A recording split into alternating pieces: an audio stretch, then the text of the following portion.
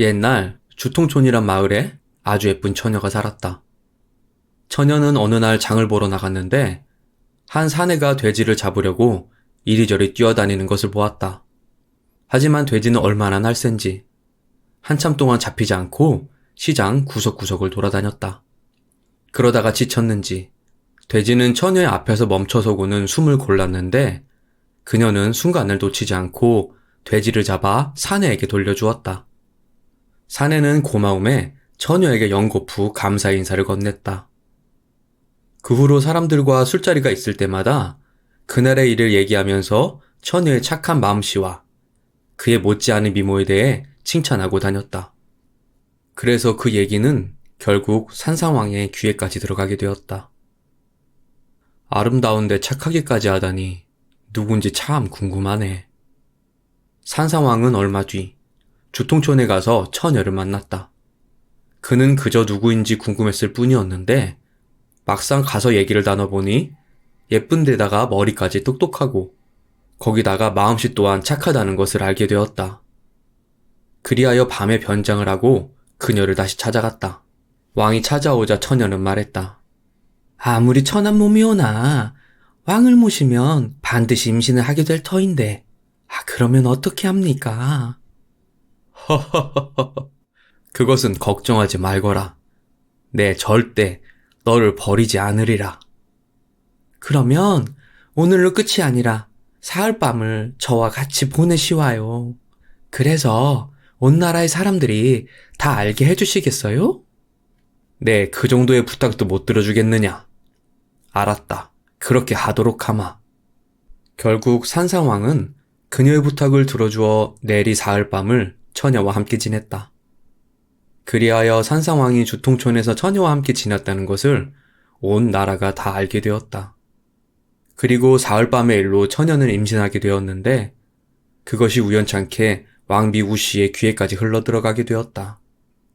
그 말을 들은 왕비 우씨는 질투심에 눈이 멀어 부하에게 그녀를 처리하라고 명했다. 왕비의 명을 받은 군사는 병사를 이끌고 주통촌으로 가서 처녀를 잡았다. 그러고는 목숨을 빼앗으려고 했다. 하지만 순간 처녀의 낭낭한 목소리가 울려 퍼졌다. 지금 내 뱃속에는 벌써 8달이나 된 왕자가 있어.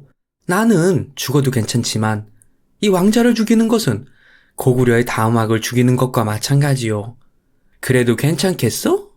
일개 군사 따위가 이 일을 감당할 수 있겠어? 그녀의 말에 당황한 군사는 한참을 생각하더니 병사를 되돌려 궁으로 돌아갔다. 그리고는 왕비 우씨에게 처녀의 말을 그대로 보고했는데 왕비 역시 왕태자를 품고 있다는 말에 그녀를 함부로 할 수 없었다. 한편 왕비가 그녀를 죽이려고 사람을 보냈는데 실패하고 다시 돌아왔다는 소식을 산산왕이 알게 되었다. 그는 바로 말을 타고 주통촌으로 향했다. 그러고는 처녀에게 얘기했다. 네가 아이를 가졌다는 말이 정말이냐? 사실이옵니다, 폐하. 그렇다면 그건 대체 누구의 애란 말이냐? 차가운 표정으로 섭섭한 말을 하는 왕에게 그녀는 얼굴색 하나 변하지 않고 또박또박 말했다. 첩은 평생 오라비와도 같은 자리에 앉아본 일조차 없사옵니다. 그러니 폐하, 통촉하여 주시옵소서. 그러면서 울음을 터뜨렸다. 왕은 미안해하며 말했다. 미안하다, 미안해. 내 한번 너를 시험해본 것이다. 그러니 울지 말고 이런 못난 말을 한 나를 용서해다오. 그러면서 처녀를 꼭 안아주었다. 시간이 흘러 그해 가을, 주통촌에서 왕자가 태어났다. 산상왕은 너무나 기뻐하며 직접 그곳으로 달려가 처녀와 아이를 데려왔고 그녀를 후궁으로 봉했다. 그리고 왕자의 이름은 성 밖에서 돼지를 붙잡아준 인연으로 얻게 된 아들이라 교체라고 지었다고 하는데 이가 바로 동천왕이라고 한다. 이 얘기를 읽으면서 아니 산상왕이라는 사람은 부인이 있는데 대체 왜 저렇게까지 여자에게 집착하지? 라는 생각을 했습니다. 헌데 알고 보니까 형이 바로 그 유명한 고국천왕이었고 그의 부인이 바로 여기서 나오는 산상왕의 처인 우씨 부인이었다고 합니다. 그러니까 얼마 전까지는 형수님이었던 셈이죠. 이게 어떻게 된 건가 하니 고국천왕이 죽고 나서 왕위 계승 문제 때문에 우씨가, 그러니까 부인이 둘째 아우를 찾아갔는데 그곳에서 문전박대를 당했다고 합니다.